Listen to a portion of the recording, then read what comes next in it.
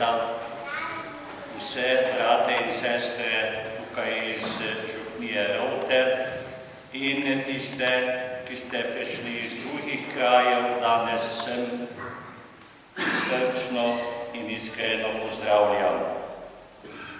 Gospodu župniku in vam se zahvaljujem za voščilo, za molitve in za dobre želje ob 32-letnici mojega škofovskega posvečenja. Pisatelj pisma Hebrejcem pravi: spominjajte se svojih voditeljev, ki so vam oznanili Božjo besedo. Še in še motrite, kako so izstopili iz življenja, in posnemajte njihovo vero. Jezus Kristus je isti včeraj in danes in na veke. Te svetopisemske besede lahko v vsej polnosti obrnemo na gospoda Janka Slabeta, vašega rojaka in misionarja, ob 10. obletnici njegove smrti. Duhovnik mora biti najprej dober človek, iskren, vztrajen, ljubezniv, krotak, pravičen, sposoben treznega odločanja v presojanju ljudi in dogodkov. Duhovnik mora biti človek močne volje, pošten, zvest dani besedi, pripravljen druge poslušati, imeti odprto srce, odprte roke in odprte oči za ljudi svojega časa. Duhovnik mora biti veder, potrpežljiv, samostojen, plemenit, dosleden. Skratka, kakor odprt vrč, da se vanj natoči človeška in Božja žlahtnina. Marsikatero teh odlik je imel in si jih je pridobil gospod Slabe.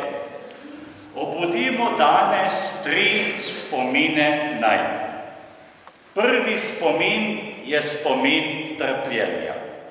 Ta spomin je ves zajet v presveti Evharistiji, kjer vedno obhajamo trpljenje, smrt in vstajenje Božjega Sina.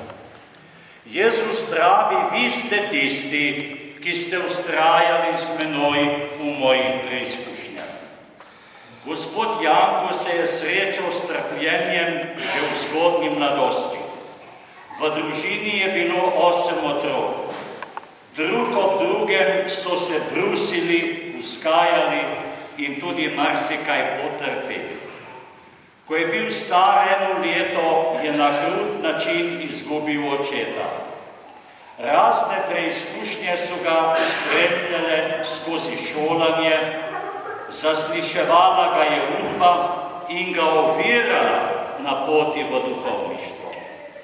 Potrpeti je bilo treba v semenišču v Pazinu, daleč od doma in v drugi republiki. Mnogovrstne preizkušnje so spremljale njegovo misijonsko delo na Madagaskarju in na koncu večletna bolezen, ki mu je onemogočila ponovno vrnitev v misijon.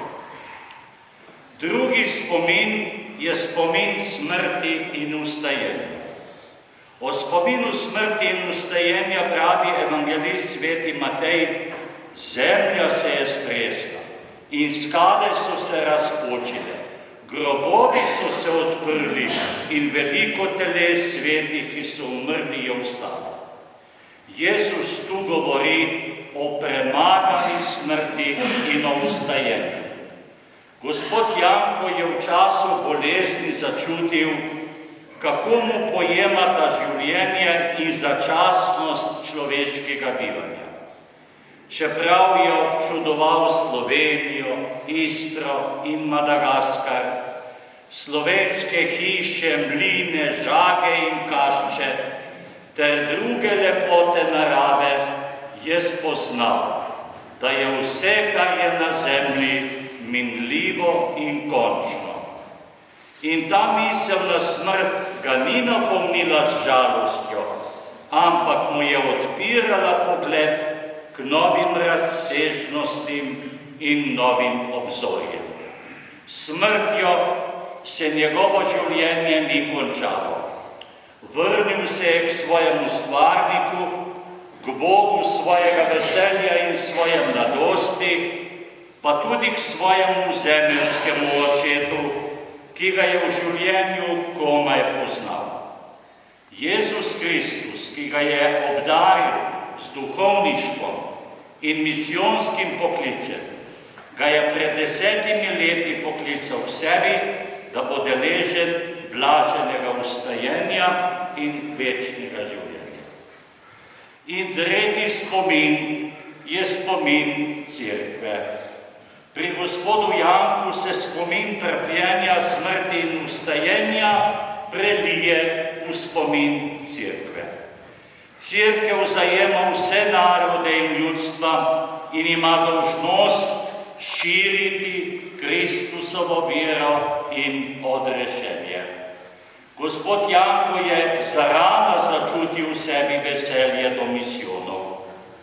Tukaj v Rovtah so že davno bile razvite in ponujene misijonske pobude, ob katerih so verni lahko sodelovali in spoznali svoje življenjske usmeritve.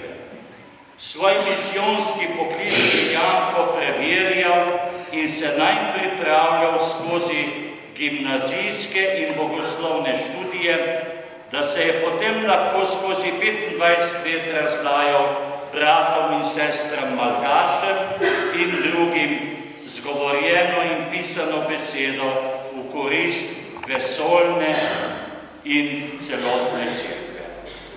Naj si gospod Janko tudi sedaj prizadeva za seboj pritegniti v nebesa na tisoče ljudi, ki mu jih je Jezus zaupal, katerim se je razdajal, jih evangeliziral in učil, ter jim izkazoval svojo skrb in ljubezen. Zato si lahko mislite, da želi biti še naprej prisoten med nami in med malgaši. Dragi Janko, hvala ti za vse, kar si naredil za misijone in za nas. Ko se vsak večer spušča mrak na zemljo, poglej na vsako družino in moli s tistimi, ki molijo, in za tiste družine, ki ne molijo. In vse nas blagoslavljaj v imenu Očeta in Sina in Svetega Duha.